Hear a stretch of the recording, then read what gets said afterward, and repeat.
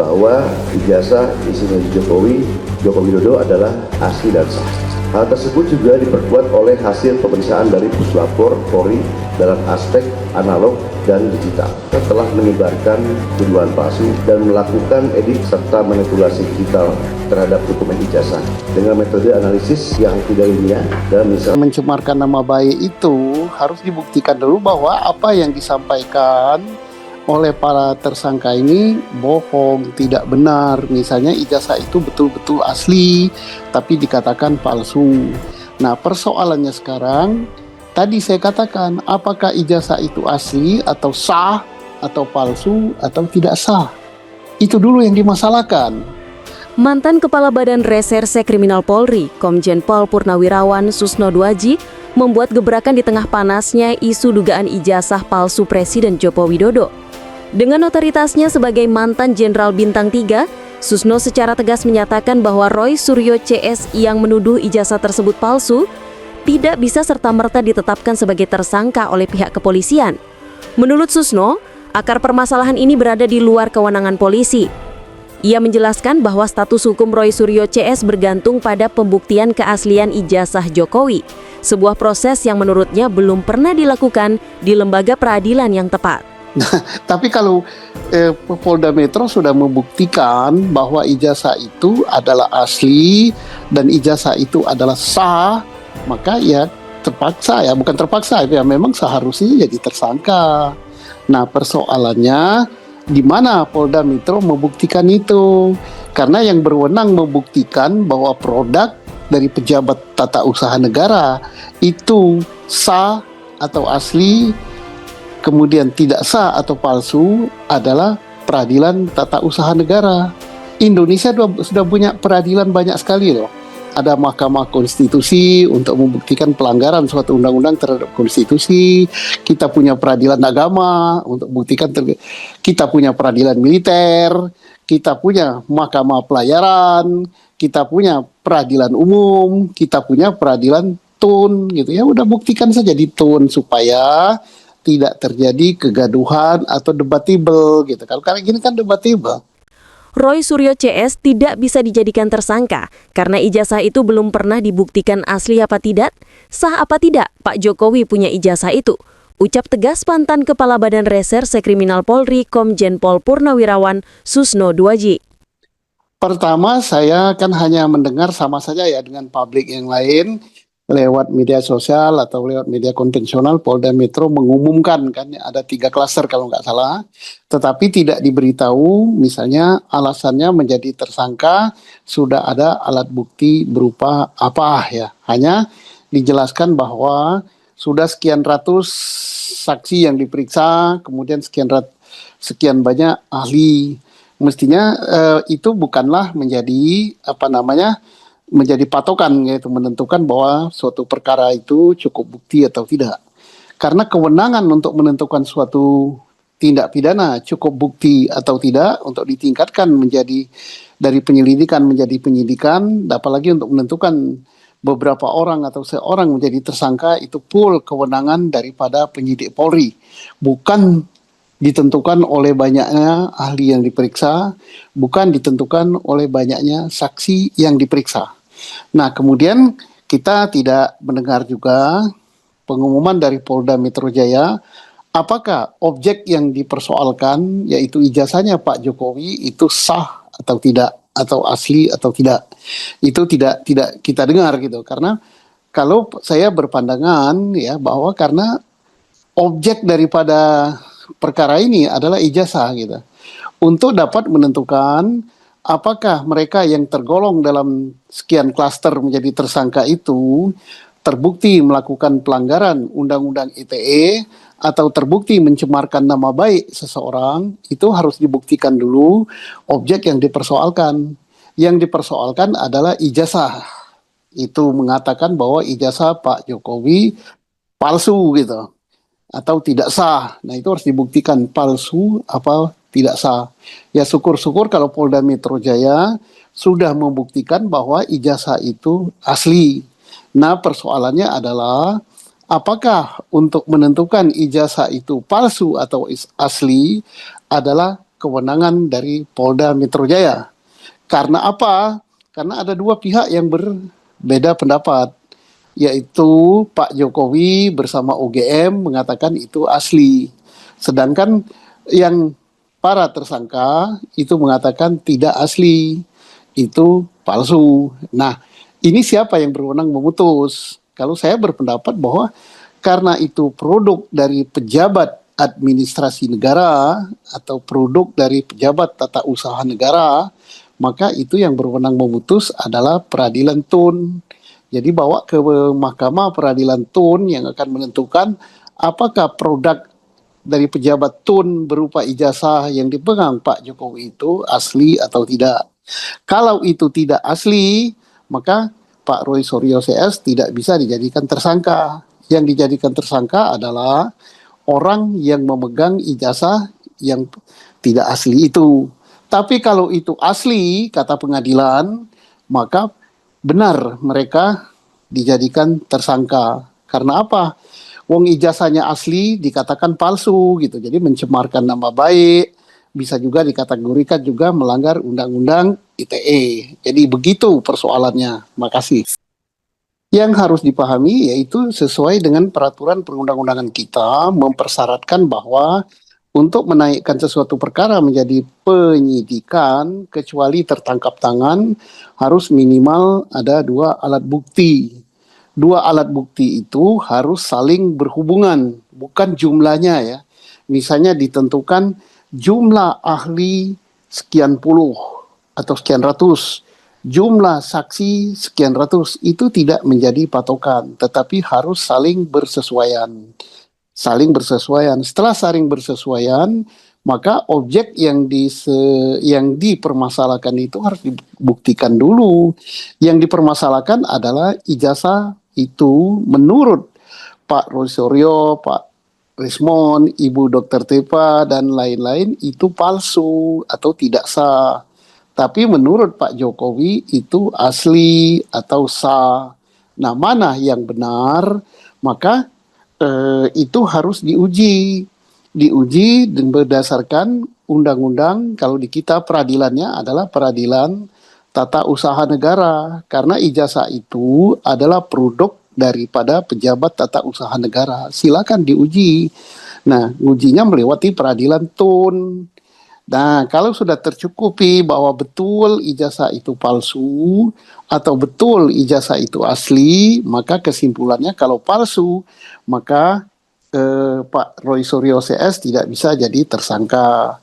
Kalau terbukti ijazah itu asli, maka Pak Roy Suryo CS ya jadi tersangka karena mengatakan sesuatu yang tidak benar gitu, apalagi sampai dipublikasi lewat media sosial dan sebagainya. Maaf, saya menyatakan apa yang menurut saya, menurut pandangan hukum ya. Saya sama sekali tidak memihak pada Pak Jokowi, sama sekali tidak memihak kepada Pak Roy Suryo ya. Nah, itu yang saya pahami ya. Tapi nggak tahu kalau Polda Metro Jaya mempunyai pemahaman lain atau mempunyai alat bukti lain yang saya tidak tahu gitu. Maaf, saya ini orang kampung gitu. Tidak begitu paham ya. Karena saya tidak lagi menjadi bagian dari penyidik begitu.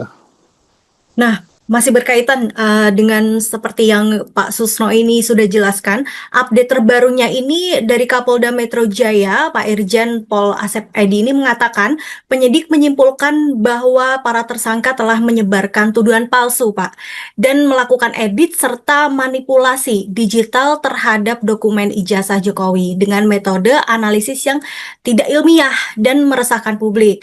Nah, Roy Suryo ini masuk klaster tersangka bersama Dr. Tifa dan juga Rismon Syanipar, dan mereka dijerat dengan pasal berlapis. Nah, dalam praktik penyelidikan, dalam praktik penyidikan, apa alasan biasanya penyidik ini menggunakan pasal berlapis, Pak? Saya kira tidak perlu pasal berlapis ya. Permasalahannya adalah satu, menyebarkan berita bohong atau kabar bohong, kabar palsu. Kedua, Undang-Undang ITE. Kabar bohong, kabar palsu itu kan adalah tentang mencemarkan nama baik Pak Jokowi. Tapi untuk dikatakan mencemarkan nama baik itu harus dibuktikan dulu bahwa apa yang disampaikan oleh para tersangka ini bohong, tidak benar. Misalnya ijazah itu betul-betul asli, tapi dikatakan palsu. Nah, persoalannya sekarang, tadi saya katakan, apakah ijazah itu asli atau sah, atau palsu, atau tidak sah? Itu dulu yang dimasalahkan. Nah, tapi kalau Polda Metro sudah membuktikan bahwa ijazah itu adalah asli dan ijazah itu adalah sah, maka ya terpaksa ya, bukan terpaksa ya, memang seharusnya jadi tersangka. Nah, persoalannya di mana Polda Metro membuktikan itu? Karena yang berwenang membuktikan bahwa produk dari pejabat tata usaha negara itu sah atau asli, kemudian tidak sah atau palsu adalah peradilan tata usaha negara. Indonesia sudah punya peradilan banyak sekali loh. Ada Mahkamah Konstitusi untuk membuktikan pelanggaran suatu undang-undang terhadap konstitusi. Kita punya peradilan agama untuk membuktikan. Kita punya peradilan militer. Kita punya Mahkamah Pelayaran.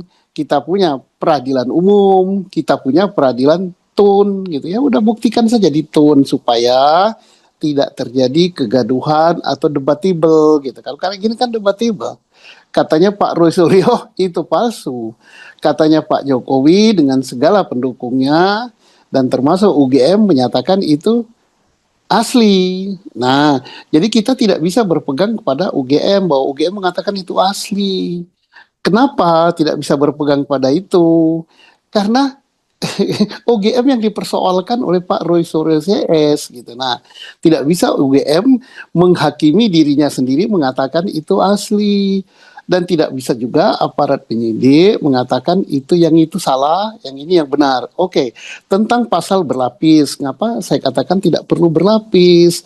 Soalnya kalau berlapis seolah-olah ya kesan orang itu mencari kesalahan dan orang ini harus terjaring gitu kan. Berarti kurang yakin dengan pasal ini. Pokoknya harus terjaring. Jadi kesannya di publik kan nggak bagus. Kalau memang sudah terjaring misalnya dengan pencemaran nama baik, dengan pelanggaran ITE ya sudah itu saja, dua itu saja. Nggak usah diyuntokan ini, yuntokan ini, yuntokan ini. Nah itulah orang menimbulkan kesannya seolah-olah itu kriminalisasi. Ya ngapain banyak-banyak? Kalau satu atau dua pasal sudah cukup, ya demikian yakin ya cukup. Nah, kalau misalnya banyak sekali dibuat lapisan-lapisan, sehingga publik beranggapan, wah ini pasal pokoknya harus terjaring gitu kan. Berarti Oke. menurut Pak Susno ada keraguan ataupun keterpaksaan ya untuk memberikan jeratan pasal berlapis ini, Pak. Bukan menurut saya, tapi saya katakan tidak perlu berlapis-lapis. Kalau satu pasal cukup, ngapain harus 10 atau 12 pasal gitu kan. Mencapek-capeki pemeriksaan. Karena itu nanti kalau pasal itu disusun adalah berdasarkan ancaman hukuman yang diambil adalah hukuman yang terberat gitu. Tidak ditambah misalnya, oh pasal pencemaran nama baik 3 tahun, pasal ITE-nya 2 tahun jadi 5, pasal sekian setahun jadi 6, pasal sekian tidak, cara menghukum itu tidak seperti itu. Diambil pasal dengan ancaman hukuman yang tertinggi yang terbukti. Jadi enak kan, masyarakat nilainya pun enak, oh polisi nggak mencari-cari tapi berdasarkan ini gitu. Nah, kalau itu kan kayak oh kalau lepas dari ini, lepas dari yang ini. Nah, oke.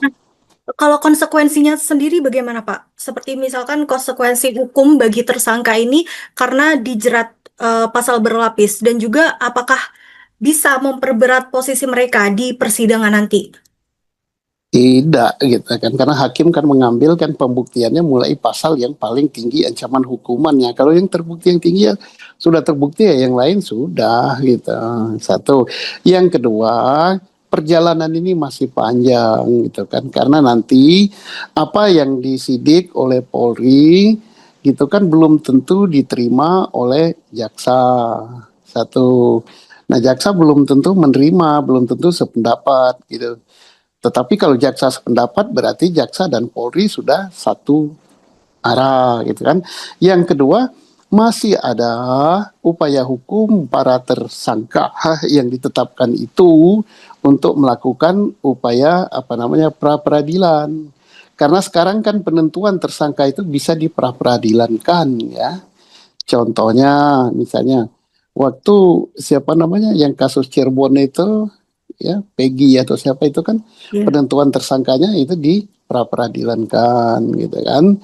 Kemudian juga pernah dulu kan ada pra peradilannya terhadap terstatus tersangka baik oleh KPK maupun oleh Polri, itu tidak masalah. Jadi perjalanan ini masih panjang gitu kan, dan mudah-mudahan aja hukum di negara kita ini betul-betul tegak, betul-betul adil, betul-betul bukan berdasarkan wah ini targeting atau pesanan. Dan saya yakin bahwa aparat kepolisian, aparat kejaksaan, dan pengadilan ini akan berlaku adil seadil-adilnya.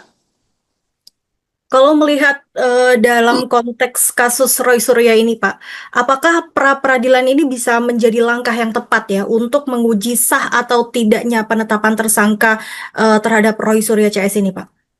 Bisa, memang itulah sarananya gitu. Lembaganya yang digunakan pra peradilan. Hanya persoalannya ya, tidak semua hakim berani menyatakan sesuatu itu tidak memenuhi syarat, benar karena ini hakim tunggal ya. Mungkin di antara 10 atau di antara 30 pra peradilan yang menang mungkin hanya satu. Dan itu jarang sekali gitu ya. Saya tidak tahu mengapa, apakah hakimnya takut atau bagaimana gitu. Tapi kita harapkan hakim sekarang sudah berubah gitu. Berani mengatakan sesuatu yang benar adalah benar, sesuatu yang tidak adalah tidak. Kita lihat saja. Tidak usah takut, hakim menentukan kalau memang terbukti ya katakan bahwa itu benar penentuan tersangka itu. Kalau tidak benar ya tentukan aja tidak benar. Misalnya harus dibuktikan dulu ijazah itu asli apa tidak. Ya kita lihat saja bagaimana hakimnya nanti. Kalau melihat dari banyaknya kasus yang sudah terjadi ya, Pak, pra peradilan ini sejauh mana ya efektif untuk melindungi hak-hak tersangka di tahap penyidikan? Kalau undang-undang menentukan sangat bagus gitu bahwa pra peradilan adalah untuk menentukan untuk melindungi hak-hak tersangka gitu ya.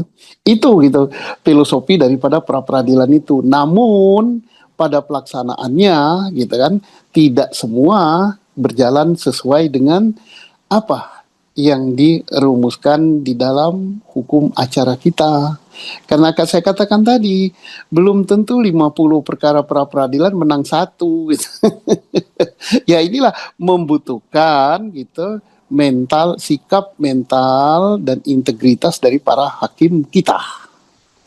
Ya, kita lihat saja hakim-hakim kita.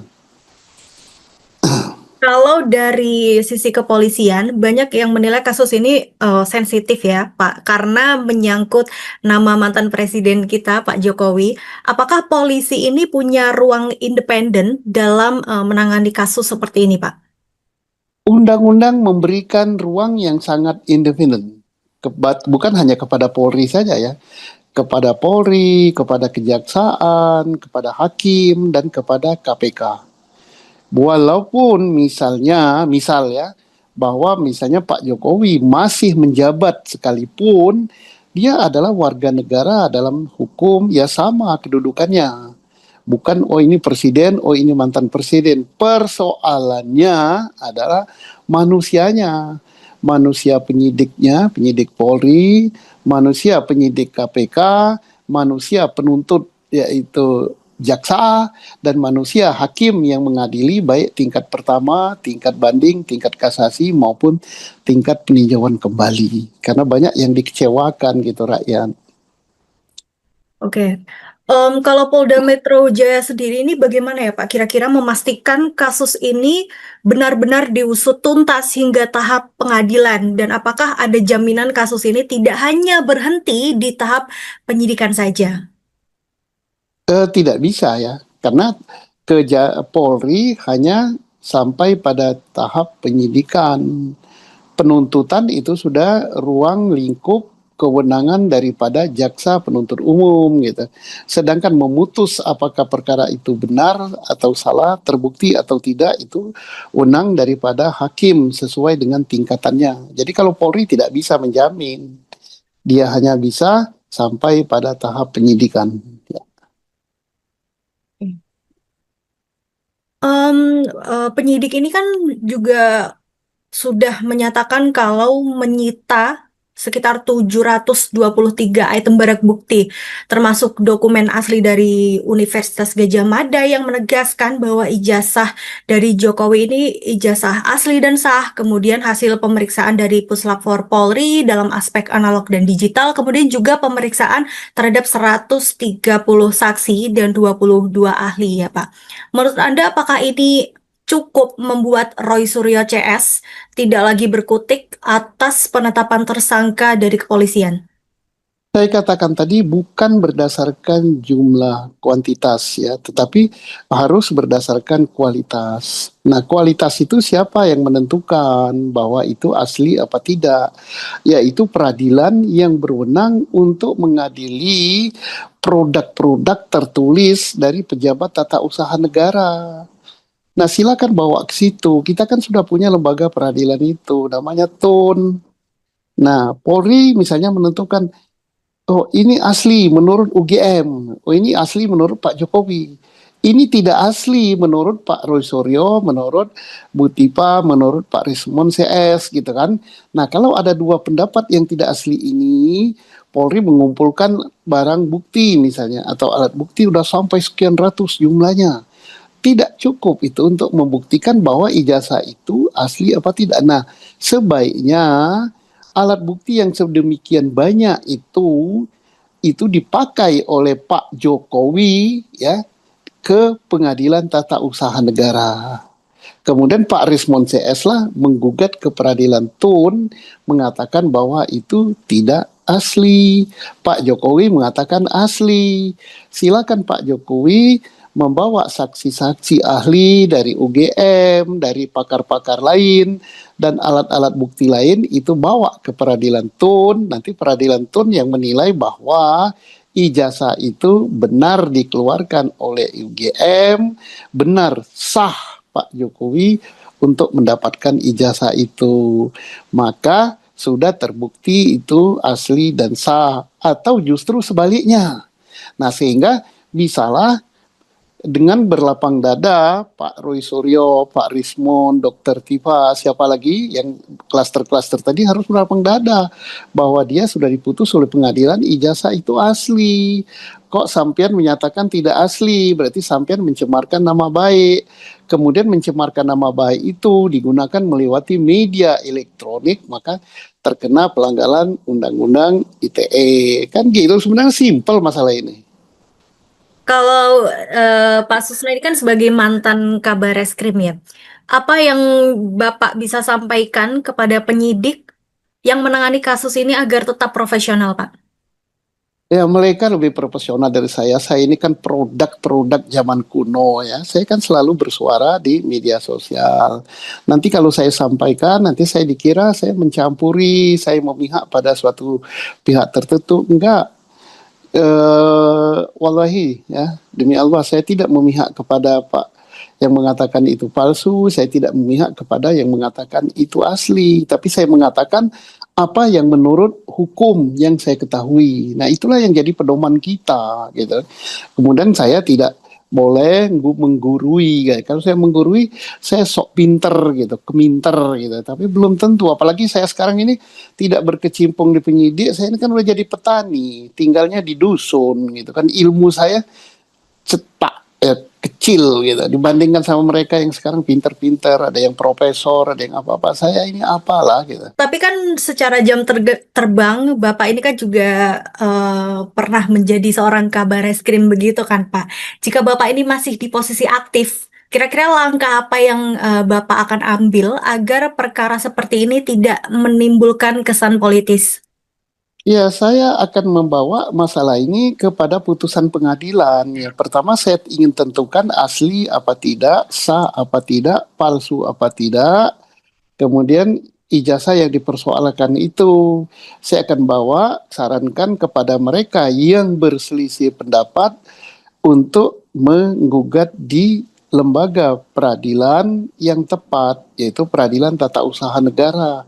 Ya gugatlah di situ. Nanti kalau Peradilan Tata Usaha Negara memutuskan itu palsu atau tidak, asli apa tidak, sah apa tidak, udah selesai di situ untuk ijazahnya ya. Tinggal nanti perbuatan yang sudah dilakukan terhadap yang memegang ijazah itu, apakah benar ijazah itu palsu, berarti dia tidak bisa jadi tersangka. Yang tersangka sekarang, kalau itu betul asli, maka ya jangan kecil hati, mereka ya harus jadi tersangka karena perbuatan mencemarkan nama baik itu sudah dilakukan, baik melalui media elektronik atau tidak, ya tinggal terima saja resikonya gitu kan begitu aja, sehingga cepat, ini nggak berlarut-larut sampai sekian tahun. Ngapain ngumpulkan saksi ahli sampai 100 sekian, ini sekian. Yang berwenang menentukan itu ada lembaganya. Ya silakan sarankan kepada yang tergugat maupun yang menggugat, silakan bawa ke situ. Nah saksi ahlinya silakan ngomong di Peradilan Tata Usaha Negara. Kemudian barang bukti yang sudah disita sekian ratus tadi bawa ke situ. Ada yang menilai gitu.